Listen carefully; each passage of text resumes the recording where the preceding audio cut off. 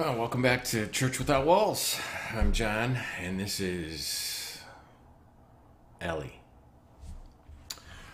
So, if I look a little scruffy lately, I'm not going to shave for the next few weeks because Peyton finally got her act together and figured out what we're going to be for this Halloween. So, should we say anything or should we just. No, we're not going to say anything right now. Anyway, the God who is there.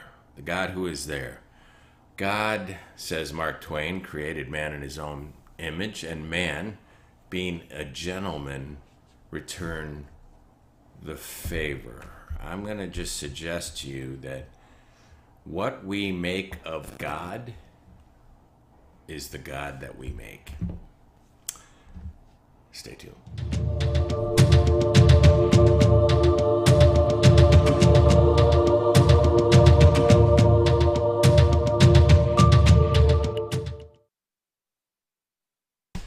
So recently I saw Ricky Gervais make the statement that he does not believe, as an atheist, he does not believe in 2,700 gods. And the only difference between Ricky Gervais, the atheist, and he would say John Kirkwood, the Christian, is that and fellow Christians also disbelieve in 2,699 gods. So we only differ in the one God thing. So we're really, really close to him. And I have to say to you, I mean, the knee-jerk reaction of Christians is to plug their ears and to try and suggest that everything an atheist says is wrong. And I'm just going to suggest to you that he's not wrong. He's right as far as that goes. That's the truth. It's just not the whole truth and nothing but the truth. So let's just begin there. I think one of the things Christians need to be more open to and aware to is that there are a lot of similarities between Christians and atheists. And atheists can be right in a lot of places, and they can see clearer with more clarity and less bias. Now, I'm not talking about, some angry guy on Facebook or YouTube. I'm just talking about the typical objective atheists that we probably all know and get along with. They play on our softball teams, or we sit with them at work, or what have you, play golf with them on the weekends. And they're not like rabid, angry people. So I'm just going to suggest that. But what are we talking about here? Well, one of the revolutionary statements in human history really was made by the early authors of the Hebrew Scriptures, particularly those who penned or edited Genesis 1, where that statement comes in that God created man, really mankind, in his own image. Male and female, he created them. So God was not talking about Adam as an individual or Eve as an individual or Adam and Eve as a couple. What the authors there were saying about God was that God chose humanity as a population, Homo sapiens sapiens, what have you. They would have no knowledge of that back then. But the idea that humankind was the image of God. This is a revolutionary thought at the time, and I'm not saying they're the only ones who had it, but they're the ones who put it down on paper. So let's start there. Many people have looked at the development of mankind and the fact that religion seems to be pervasive around the globe, and there's a multiplicity of these faiths and religions and belief systems, but it seems to be common to the human condition that we are people who does believe in the supernatural and in higher powers and so forth. And at the time, it was revolutionary to believe that mankind wasn't just a slave of the gods or, you know, merely the dust of the earth, but that God actually created mankind to be a placeholder for him, to be a steward for him. Now, this could be taken to the extremes, to the good and the bad. In other words, extreme bad, for example, could be so inflated by the idea that we are God image bearers or God-like, that we look down on other species and mistreat them. It would be hard to get that from Genesis, because mankind is kind of given the stewardship over God's creation there, is like to take care of it like it's his own garden, like if your neighbor was God and he left for a vacation and he said, don't forget to water my plants or something like that. But there's this idea as well, when anthropologists and others look at the development of human civilizations and how even religions have developed and evolved over time, they're more likely to make the statement that man has created God in his own image, because what they see reflected in mankind differs from civilization to civilization. I would even say, I did a show a few years ago when asked, do Muslims and Christians worship the same God? And I said, that's not a great question. The great question is, do Christians and Christians worship the same God? Because there is such a diversity within Christianity about the attributes of God that sometimes certain Christians might be closer to the Muslim understanding of Allah than they are to Jesus as the fullness of the Godhead bodily. Because the Bible is not a univocal book, because the Bible has different opinions and different views of God, and those views of God change throughout it. This is a big step in your spiritual journey and your education. Once you see that, things get clearer. In other words, periods of Hebrew history, they depict God as kind of a cold sovereign. He's a judge in the early passages, and then he's a king, and those are his jobs, to be a king and to be a judge. And then you get to the New Testament, authors of the New Testament, you see Christ, and he gives us a revolutionary view that was only implied in the Hebrew scriptures. And that idea was not that God isn't king-like or have authority or sovereign, but that God is a father. And that was revolutionary. God is Father. Authors later in the New Testament, writing as Paul or Paul himself, suggests that God is a bridegroom. These relationships, these pictures of God are much more intimate, much more emotional than the distant king to the peasant, than the judge who's going to get, dole out justice. It becomes completely different in the words of Jesus, that Jesus is that God is a father, and that in his Father's house are many mansions, and he goes to prepare a place. That is using the language of God as a father and Christ as the bridegroom there.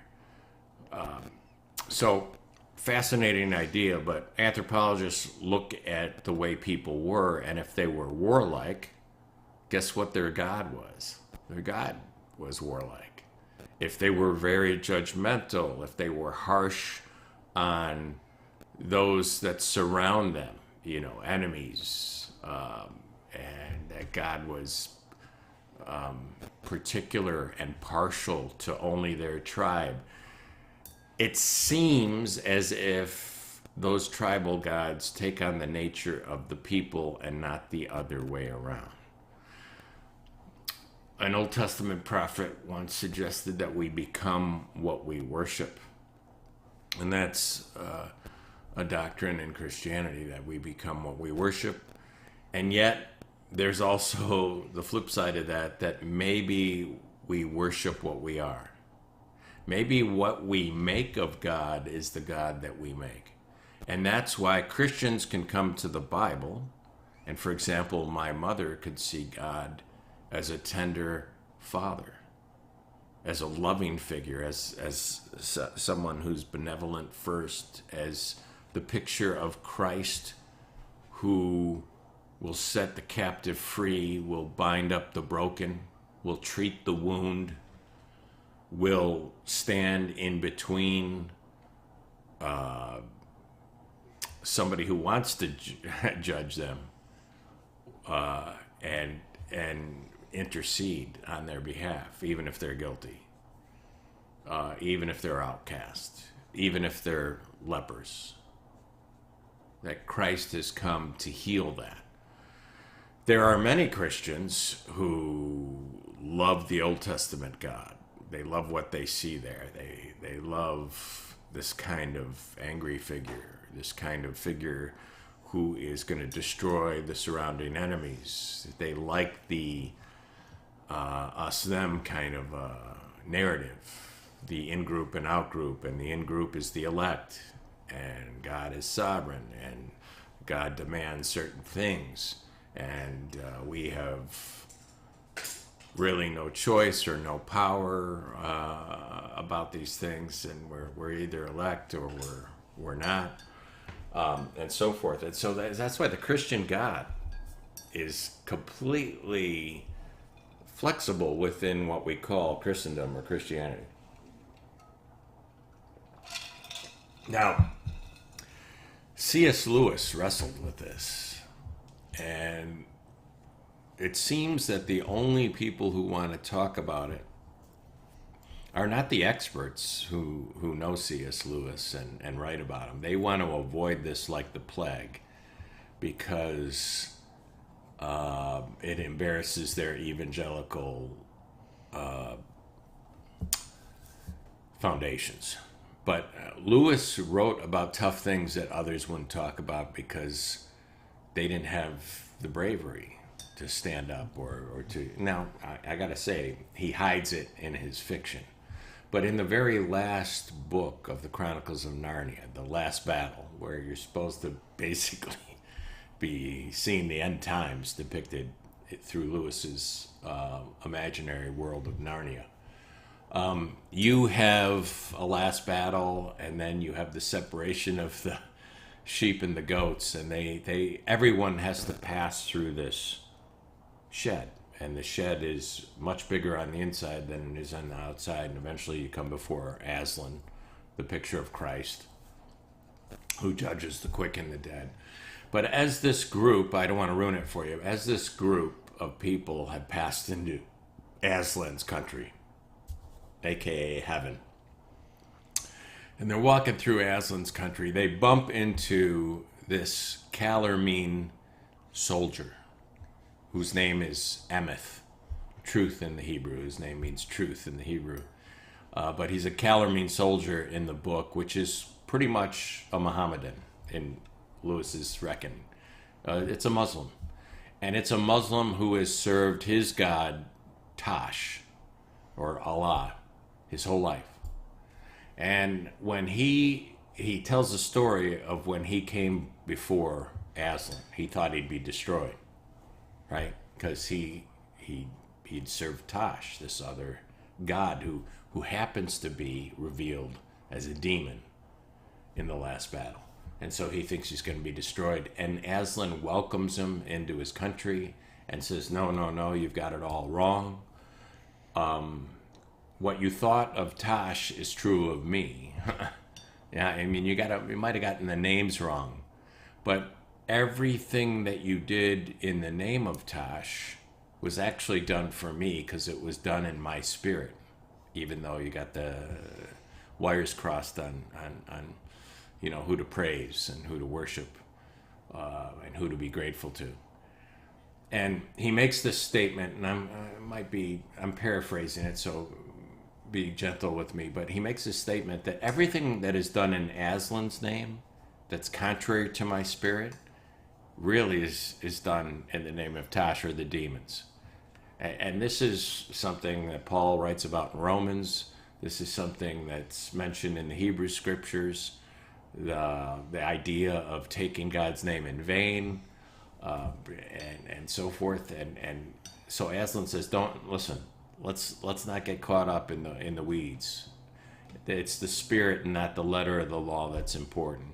Everything you did really was out of this gratitude of the heart. You did wonderful things in the name of Tosh, and I accepted those gifts that you offered a demon. I accepted those gifts as my own, and I welcome you into heaven. Now, this is why evangelicals don't like to talk about this, because they don't believe it, right? They don't believe in this, and they think it's apostasy, and they think it's blasphemy, and they've got names for it, and you can read all about it.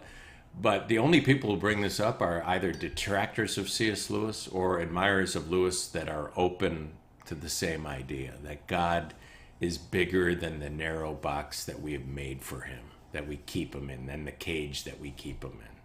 And this is, I think, what Twain meant when he looked at the Christian God in his time, and he saw a very narrow, boxed-in creature, some like little parakeet that's being kept. And oftentimes, the Bible, which is the fourth member of the Godhead in evangelical circles, is used like a marionette dummy, like a ventriloquist dummy. We can have it say whatever we want it to say. And so the Calvinists have their Calvinist God of chapter and verse, and the Wesleyans have the Wesleyan God, and they have chapter and verse, and never the twain shall meet. And they just won't. And yet we talk about, well, do the Muslims worship the same God? Well, if they're Emeth, they do. And to be honest with you, there are Christians that worship a God that is very ungodlike, that is very, I should say, unchristlike, that is a biblical God that crosses every I and T and in the passages that they proof text. But when we're told that Christ is the fullness of the Godhead bodily, then we can look at what he said and what he did and see how different it is from some of the pictures that were given in the rest of the Bible. The idea that God would flood the whole world because he was so incompetent at his creation and distressed about it that he needed to start from scratch, and he threw out all the previous Stradivariuses except for one. This idea that would be God's reaction, even though he tells us to love our enemies and to pray for those who persecute us, he doesn't have to do that. The partial God that we find in much of Scripture, that shows partiality to tribe or to persons over that of others, when we're told that God is impartial, that ultimately he is objective truth. We see Jesus Christ shoot down this kind of idea of the prosperity gospel of blessing and cursing on those based on their behavior and their devotion to God that you find in Leviticus 26. Something that the writer of Job disagreed with, something that the Apostle Paul disagreed with. But we see Jesus shooting this down when some come to him and ask those Jews who Nero killed and mixed their blood with the sacrifices, were they killed because they were greater sinners? And Christ brings up the tower that fell on people, not the tower, not the Twin Towers in New York. It would have been good if Pat Robertson and Jerry Falwell would have read the passage where Jesus said the towers then fell on the people because they were greater sinners. But Jesus dismisses this idea that God sends acts of God, as part of his punishment for disobedience or for bad behavior or for lack of faith. So when you come to this, you have to ask yourself, what is the God that I know? The God of my mother, I would say, is my God. The God, when you see God as a father, if you've ever been a pet owner in your life, and then you understand that the distance between myself and my dog, my black Labrador, is much smaller than the distance between myself and an omnipotent, omniscient, benevolent God, creator of the universe. Much greater distance. And how is it that his feelings towards me would be vastly different than my compassion and my patience with my dog? How is it that I can't understand that if God really does love my children much more than I could ever love them, that he would never torture them, Nebuchadnezzar or Nero or ISIS style, for an eternity, merely for not bowing the knee and praising the name. Now, I'm not going to get into the arguments about universalism, because there's a strong argument in Paul that no one is going to go to hell in that way, because he says every knee will bow and every tongue would confess. And if the knee bowed and the tongue confessed in the time Paul said that to Nero, there would be no punishment. That was an act of obeisance, which would be blessed, or at least acknowledged.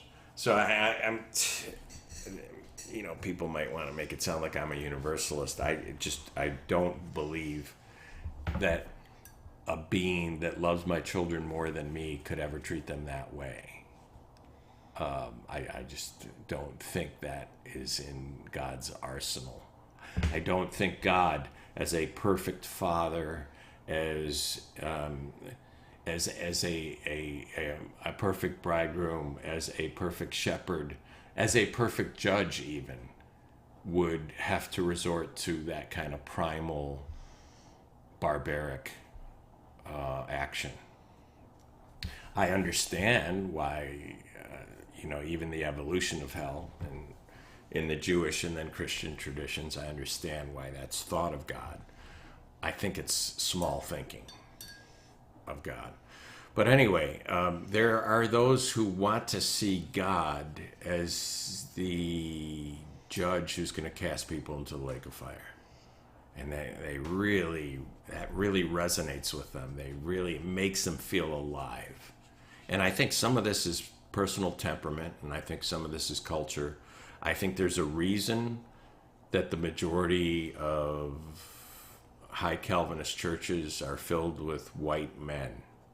I think there's a reason that resonates with a certain group to have that kind of idea of God. I do think the idea that we're given of God through Christ as the Good Shepherd, how Christ reacts around lepers, around people caught in sin, how he doesn't really get a dander up unless it's in front of hypocrites and self-righteous, judgmental,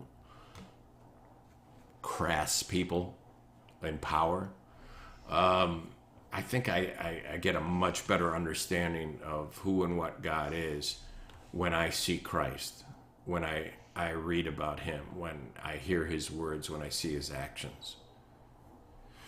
And this is why that many groups within Christendom prefer to ignore all of this in Jesus. They prefer to only resonate with the Jesus of the turntables, who's turning over tables and driving people out with a whip. And that's their favorite story in the New Testament, and that's the one string on their guitar. But it's something that Russell Moore said recently. Oh, I got to cut to you, Poe. That looks really good. Something Russell Moore sent recently in an interview where he had talked to multiple pastors in the Southern Baptist tradition. And he said, in this Trump era of evangelicalism, he said that these pastors would say, they would talk about Jesus from the pulpit, and they would say, something about, let's say, turning the other cheek. And they were shocked how afterwards people would come up to them and challenge them on that point and say, where'd you get that? Or something like that. Or why are you saying these things from the pulpit? And the pastors would say, I'm literally quoting Jesus Christ. I'm literally quoting Jesus Christ. And instead of getting an apology from the people when they were told that, they were told, well, that's not for us today. That's weakness.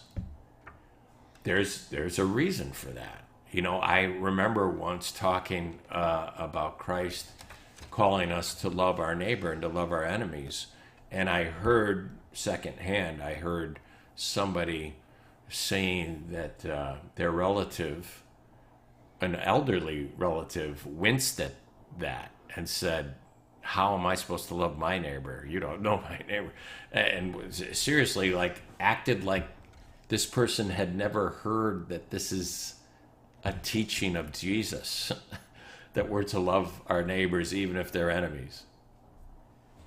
So this kind of thing, it's not surprising that the God of modern evangelicals is not the God who says, if you're asked to walk a mile, walk an extra. And Jesus says this about a Roman soldier who asks a Jew under oppression to carry his baggage for a mile. Jesus says, carry it for two. I think evangelicals today would rather take a Second Amendment approach to that, like, not in my town, right? Not in my small town, or not in my city. Don't tread on me, not in my city, yeah. That kind of thing. And I think the modern evangelical looks at the Christ of the New Testament much like Nietzsche looked at him, as a parasite, as a weakness, as something that's not human, that's less than human, that will make us vulnerable and weak in the face of our enemies. And we gotta, if we want to strive, we gotta get away from that attitude. So, my challenge to you is just to sit apart from your tradition, sit apart from all you've been taught about the Bible or God, and evaluate, do a self-evaluation of what you make of God.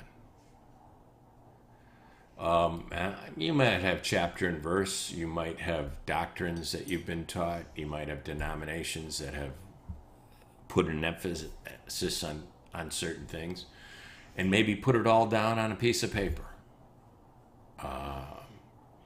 And then I'd like you to consider again Jesus Christ. And if Jesus Christ is God, and he's the picture of God, even if you don't believe he's God, if you believe he might be a reflection of God or somebody sent of God, what can you know about God through your understanding of Jesus Christ? Now, notice I'm not asking you what can you know about God through your understanding of the Bible. Because if I ask you that, I might get 45,000 different views. There's 45,000 different Protestant denominations. Now, I used to say 41. I understand it's grown to 45. And then there's the Orthodox tradition, the Catholic tradition, which have multiple varieties themselves. So that's a little bit more difficult because the Calvinist sees God in the Bible. And he's a very different figure than what a lot of other Christians see. What we make of God is often the God we make. So my challenge to you today is, do you reckon that humanity is made in the image of God? Or is it possible that God has been made in the image of tribes and faiths and denominations? And then, like you, are you as open as Lewis to understanding that God might be bigger than your particular tradition? The God that you're keeping in the birdcage might not be as narrow as you feel. These are the hard questions we need to ask ourselves. But I will say this. When I've seen people act in the name of God or reflect their God, the one to me that takes my breath away, the one to me that makes me astounded and awestruck is not the king or the judge or the one who's dashing enemies with blood up to his bridle. It's the one that animated my mother. It's the one that animated Teresa of Calcutta. It's the one that animated, Father Malachi. It's the one that animates people who go out of their way to care for others, irrespective of whether they get a thank you or not. But out of the openness and loving nature of their hearts, seeks to intercede on behalf of others and maybe make their walk a little more tolerable, a little filled with a little more joy. That's all. What do you got, Poe? Oh, I don't think the camera's really on you good right now. I'll show you in 1 second. Let me just add one more thing. Okay.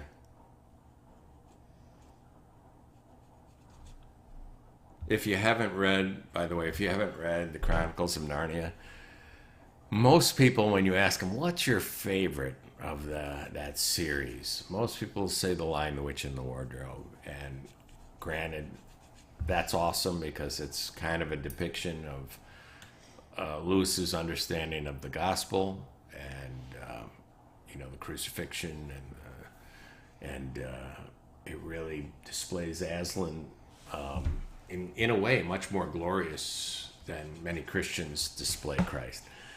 I like the first one. Yeah, see, you like that one too. When you say the first one, you mean the first one he wrote, The Lion, the Witch, and the Wardrobe, or the first one in the series? The first one in the series. So the first one in the series is like the making, the creation, how it came about. That one, was that The Magician's Nephew? I think that's The Magician's Nephew. I like that one. And there's a big kind of controversy. Do you read them in the order he wrote them, or do you read them in the chronological order, which is kind of the same conversation we've had with Better Call Saul and Breaking Bad. Mm-hmm. But Magician's Nephew is great too. But my favorite, I think, is The Last Battle. Because in The Last Battle, you have Lewis contemplating the false Christ that many people accept and follow as, kind of a retelling of the donkey wearing the lion's coat and acting like a lion even though it's a donkey. So you have this, you have Lewis's depiction of false Christianity, of people who are Christian in name only, people who don't really reflect the love of the true Aslan and the truth, but something different, something harder and coarser and even demonic, but in Aslan's name. And then you have him also tackle the idea that that maybe God is bigger than your tribe. And maybe answer Larry King's question different. Is it only going to be Christians in heaven? Maybe he answers that question different. Maybe he answers it more like Paul in Romans 1 and 2 and less like your Sunday school teacher. All right, you ready for me? Mm-hmm. Which one do you want it on? The big one? Sure. All right, what are we looking at here? A tree? Mhm. And somebody crying in front of the tree? That's mud. And mud. So why is the person crying? Mm. You don't know? Maybe it's a memorial tree. You don't know why the person's crying. Okay. I'll have to think about that. This is It's sunny behind the tree where it's raining. uh-huh. It's sunny but it's raining, so it's a sun shower and then there's water beyond the tree, right? Mhm. Okay. And a person is sitting at the tree and crying. So there's a significant emotional attachment to this area. This person has come to this tree and is sad. So maybe they proposed to their wife there and their wife has passed. Maybe it's like a memorial tree like we have to Carter. Maybe he spread the ashes of somebody he loved there, or maybe he's just remembering how he played there with his siblings in his childhood, and all that's gone now that he's an old man and he's the last one alive. Who knows? Awesome, Poe. Thanks. All right, folks. We really appreciate you joining us. See you next week.